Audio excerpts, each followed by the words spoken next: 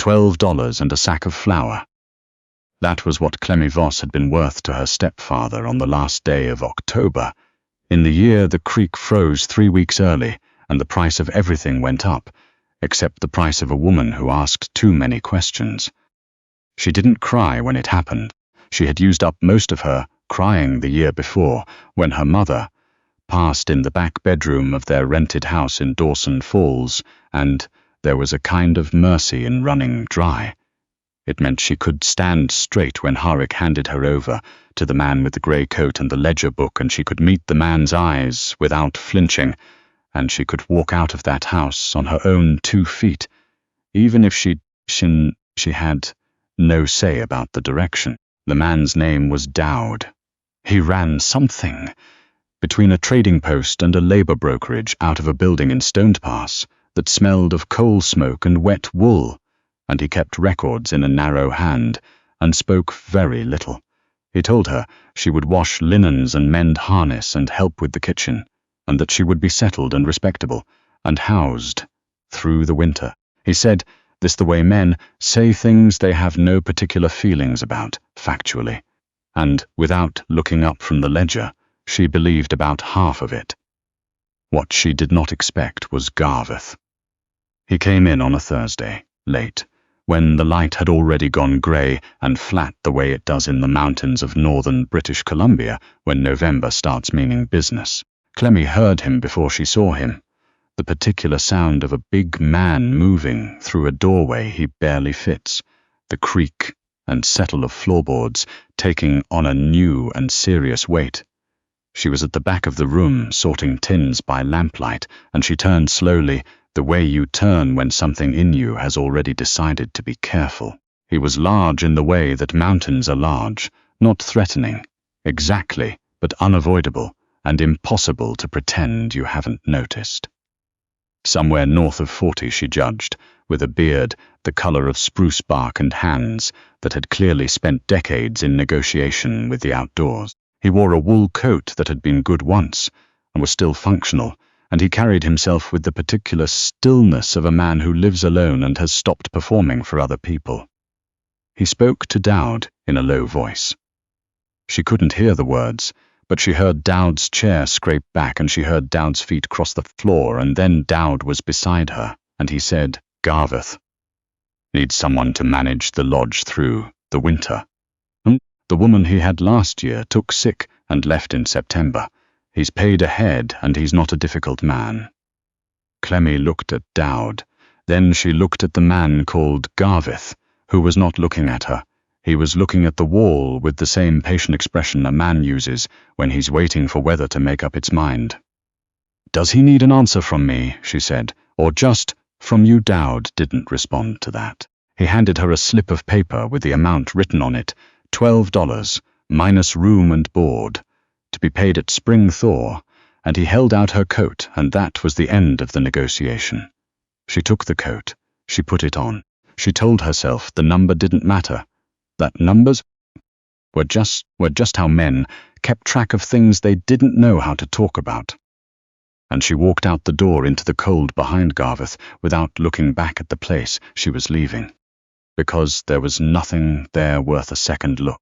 The lodge was 4 hours north by wagon, and Garveth drove it the same way he seemed to do everything, without wasted motion, without commentary, without apparent interest in her reaction to any of it. The road climbed through stands of spruce and lodgepole pine, and the occasional bare face of granite, and the cold came down steadily, and the sky went from grey to black, and the stars came out hard and bright, the way they only do when the air is very clear and very cold. She asked him one question, somewhere in the second hour. "What's it called?" "The lodge?" He thought about it for a moment, not like he didn't know, more like he was deciding whether the question warranted the answer. "Hollow Creek," he said, on account of the creek sounds hollow in the canyon behind it, echoes. That was the whole of the conversation. He wasn't cold, she decided. He wasn't unkind. He was just a man who had organized his life around the absence of unnecessary words, and she found, to her mild surprise, that she didn't hate him for it. She had known men who talked constantly to keep you from thinking, and men who used silence as a kind of punishment, and men who said nothing because they had nothing to say, and didn't know the difference. Garveth didn't feel like any of those. He felt like someone who had decided that speech was a tool, like an axe, and you didn't carry the axe around swinging it if you weren't using it. She could respect that. The lodge appeared through the trees as a shape first, dark against darker dark, a long, low building with a covered porch and 2 stone chimneys, and then the horse stopped and Garveth set the brake and climbed down, and she climbed down on the other side, and the cold hit her fully for the first time, clean and absolute, the kind of cold that doesn't apologize. He showed her where the lamp oil was kept. He showed her the wood stove and the kindling box.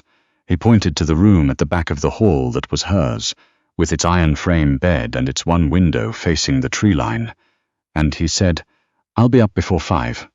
Coffee on by 5:30 would be a help." "All right," she said. He went to his room at the other end of the hall, and she didn't see him again until morning. The first 2 weeks were plain hard work, and she was grateful for it. There is a mercy in exhaustion. It doesn't leave much room for the other things. The lodge had been meant to take hunting and fishing parties in the warmer months, and Garveth ran it alone most of the year now. The parties having dried up after his partner left 3 years back, what remained was the structure of it, the linens, the cook stove, the supply ledger, the firewood that had to be moved and stacked and burned and moved again in an endless cycle. That was also, she understood, the cycle of staying alive. She learned the rhythms of the place quickly. He was up at 4:30, never later. He fed the horses and checked his trapline before breakfast. He came in at 7, ate whatever she'd made without comment, and went back out. He came in at midday for something hot. He spent the afternoons doing the maintenance the lodge demanded, patching, splitting, repairing, and came in at dark. He didn't thank her for the food. He didn't complain either. He noticed things. She saw that. The second week, when she had rearranged the supply shelf so the heavy tins were on the bottom. He looked at it for a moment when he came in for lunch, and then he said, "That's better," in the same tone he might use to remark on the weather, and went back to eating. She thought about that for a long time afterward, the fact of it, that he had looked, that he had said it.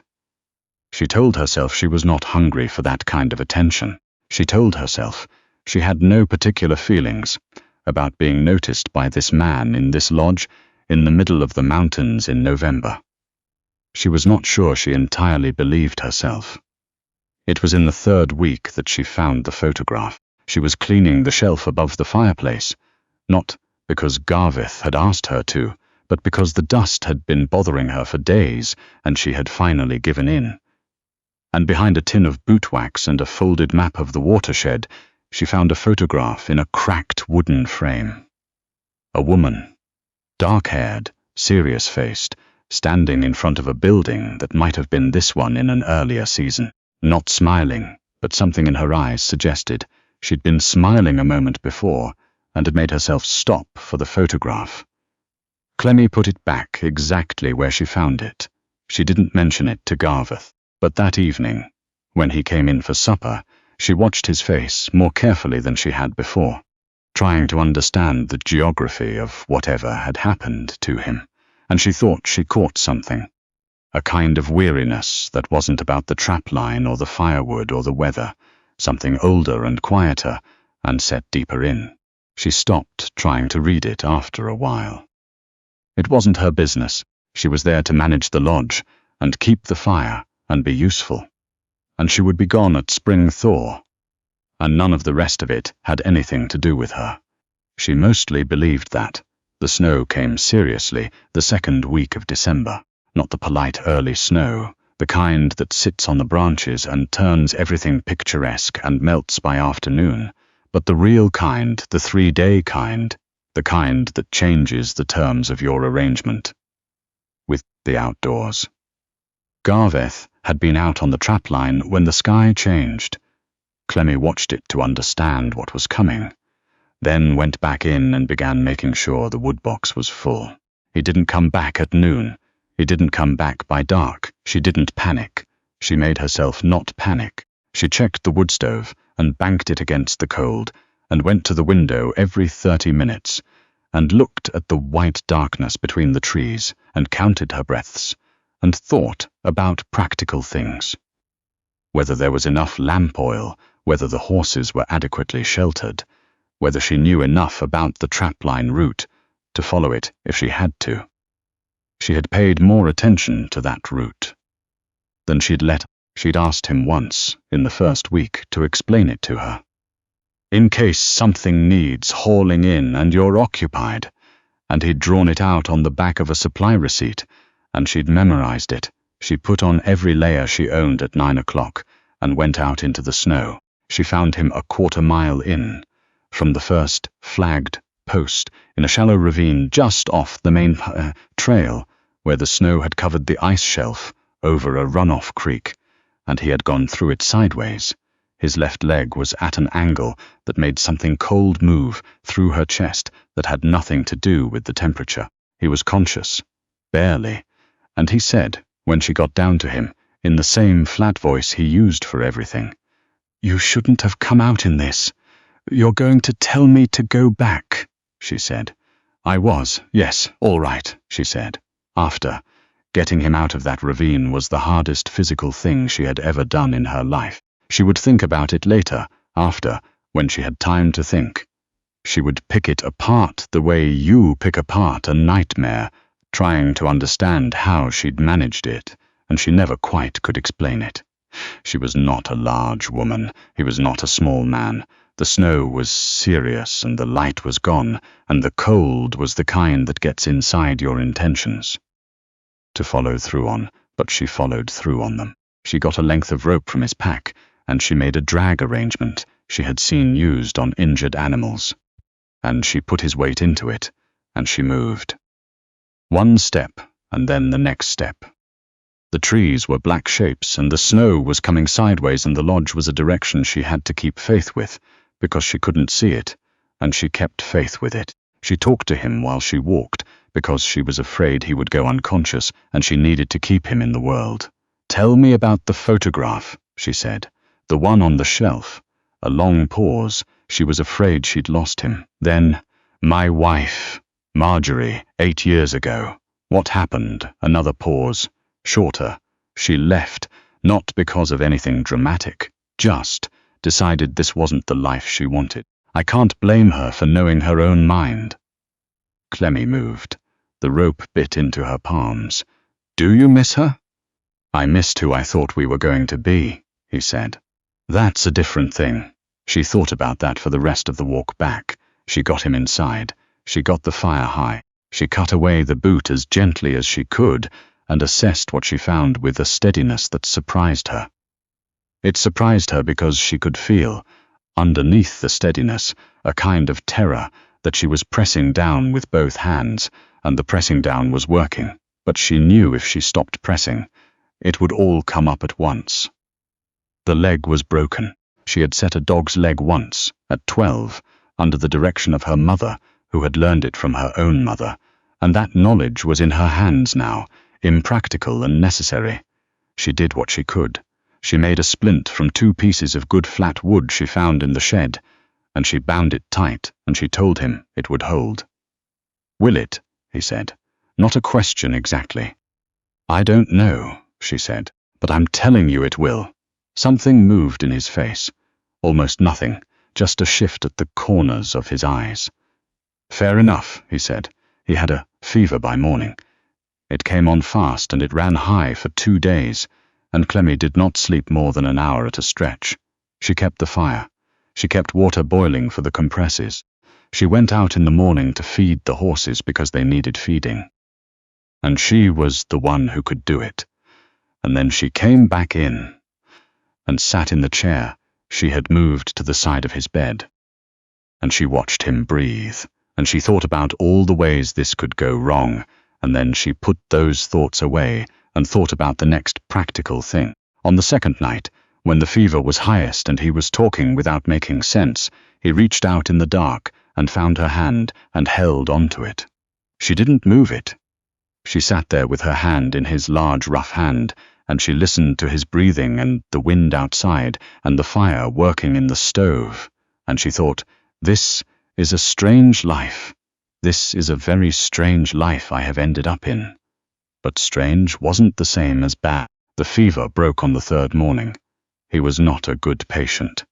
He tried to get up twice in the first week of his recovery, and both times she stood in front of the door and looked at him until he sat back down, and he seemed to find this so absurd that the second time he actually laughed. A short, rusty sound, like a door that hadn't been opened in a while, but real. "You're not going to move," he told her. "I'm not going to move," she agreed. "I outweigh you by a considerable amount. You have a broken leg." He looked at her. She looked back. He sat down. She cooked everything she could think of that would be easy to eat and give strength back. She read to him in the evenings from the 3 books she'd found on the shelf, a surveyor's manual, a collection of Presbyterian sermons, and a novel about the fur trade that was actually quite good. She picked the novel. He didn't complain about the choice. The days got shorter, and then shorter, and then the solstice turned, and they began to get longer again. By minutes, by degrees. She measured it by when the light changed color in the late afternoon, going from white to gold earlier each week, which meant something was coming, even if it wasn't here yet. She found she didn't dread the spring the way she'd expected to. She didn't examine that too closely. The leg healed badly, and then it healed better. By February he was walking with a stick, and by the first week of March he was walking without it, though he favored the leg and always would. She could see it, the slight adjustment, the weight shifted, the thing the body remembers even after. She noticed things like that. The way his jaw set when he was working through pain, the way he stood at the window in the early morning before she was fully up, coffee in hand, looking at whatever was in the trees. The way he came to the table for supper, and sometimes just stopped in the doorway for a moment, not for any observable reason, before sitting down. She didn't say so, they talked more, over the winter. Not conversation, exactly. Not the kind that has to fill silence. More like the gradual accumulation of things said. He told her about the lodge as it had been, the plans he and his partner Renshaw had had for it, what had come of those plans. She told him, carefully, in pieces, about Dawson Falls and her mother, and the inventory of choices that had narrowed, year by year, until she'd found herself in Dowd's trading post on a cold day in October. She told it plainly. She'd found that plain was the only way she could tell it without something caving in. He listened the same way he did most things, without interrupting, without performing sympathy, without offering the particular kind of unhelpful reassurance that people offer when they don't know what else to do. When she finished, he said, "Dowd put me in a wagon," she said. "You got in the wagon," he said. "You could have run. You didn't." She thought about pushing back on that, and then she thought about the night in the ravine, the rope, the direction she'd kept faith with even when she couldn't see the lodge, and she didn't push back. Spring came the way it always comes in the mountains. Not all at once, not politely, but in negotiations. A warm week, then a freeze, then mud, then one morning the creek behind the lodge ran loud and cold and the air smelled like wet earth and new needles, and she knew. She had been setting it aside in her mind for weeks. She went back to it now. $12, minus room and board, whatever that came to, enough to get to somewhere, or the beginning of enough. She'd made a plan in the fall. She would go back. She would go back to Stone Pass and see if there was work with one of the families in town, something settled and near other people, something with a future attached to it that she could see from where she was standing. It still seemed like a reasonable plan. She turned it over in her mind. Then she stopped turning it over and sat with it. She went to her room. The small room with the iron bed and the window facing the tree line, where she had slept every night for 5 months. and she opened the small tin she'd kept in the bottom of her bag, and $12. Exact. She had not spent a cent of it. She had not needed to. She had meant, back in October, to use it, if she had to. If the situation became something other than what Dowd had said, if she needed to be somewhere else in a hurry, if the plan fell apart, and she needed the beginning of a different plan. She had kept it folded inside the tin, and she had known it was there every day for 5 months, and knowing it was there had mattered.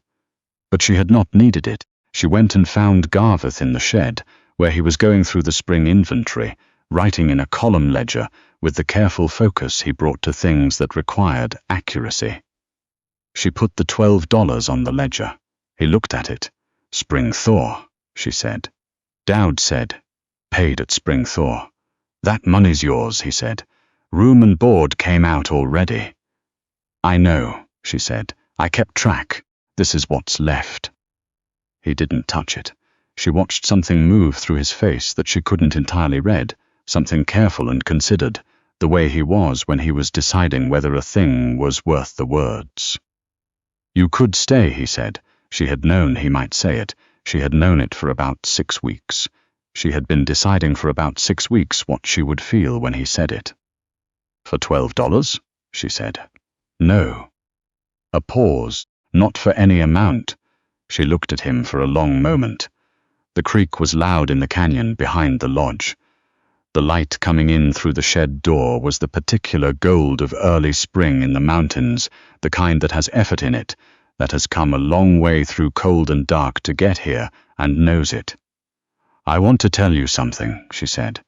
I kept that money the whole time. Every day. I had it, and you didn't know I had it, and I could have left any morning I chose. He waited. I didn't leave, she said. He understood what she was doing. She could see that he understood. She was not looking for rescue. She was not looking for a transaction. She was standing in front of him in the spring light with $12 on the ledger between them, and she was telling him exactly who she was and what she had chosen and asking him. Not because she needed permission, but because she wanted to know whether that mattered to him. You could still leave, he said. That hasn't changed. I know, she said. Tell me whether you want me here, Garveth. Not because of the lodge, not because of the winter or the leg, or any of the rest of it. As a free woman in the spring, I'm asking you to tell me. The creek ran loud. A woodpecker started up somewhere in the trees and then stopped. Yes, he said. I want you here. She picked up the $12 and put it back in her coat pocket. His eyes followed that. Then the ledger's closed, she said. She turned and walked back to the lodge. Behind her she heard him set the pencil down. Just that. Just the small sound of a thing being set aside. And then she heard his step on the shed floor. And then she heard him following her in.